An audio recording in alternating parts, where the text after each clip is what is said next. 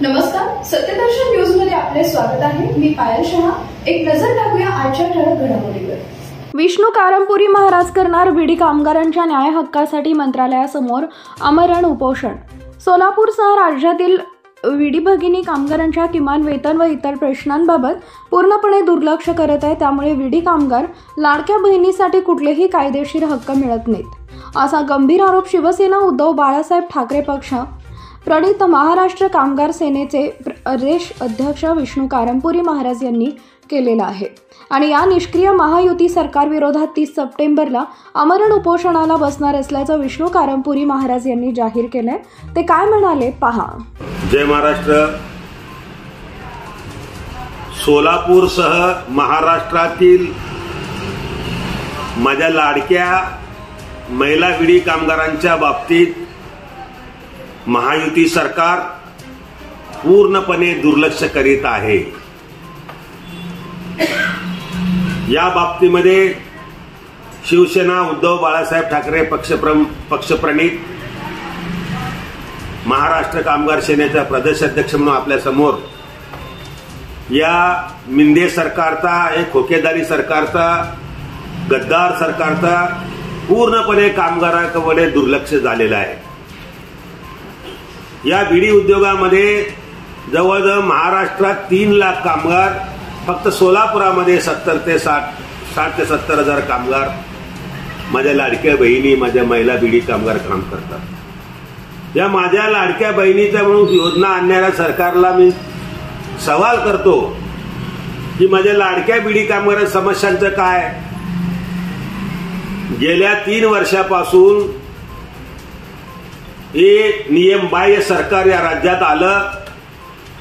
कामगार मंत्री म्हणून सुरेश खाडे साहेब म्हणणं सुद्धा आम्हाला अवघड ठरणार आहे, कारण हे खाडे अत्यंत कामगारांच्या प्रश्नामध्ये, विशेष करून बीडी कामगार, यंत्रमाग कामगार, असैनिक कामगार प्रश्नामध्ये दुर्लक्ष करतात। आणि आजपर्यंत 3 ते 4 बैठका मंत्रालयामध्ये बोलवले।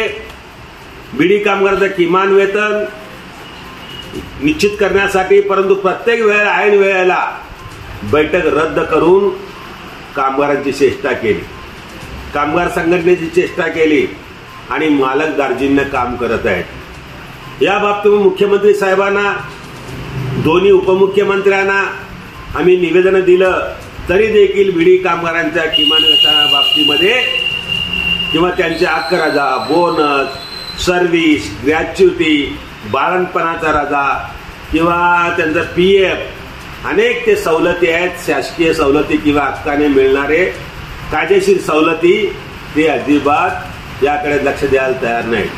मालक लोक पात्र या सवलती द्यायला तयार नाही।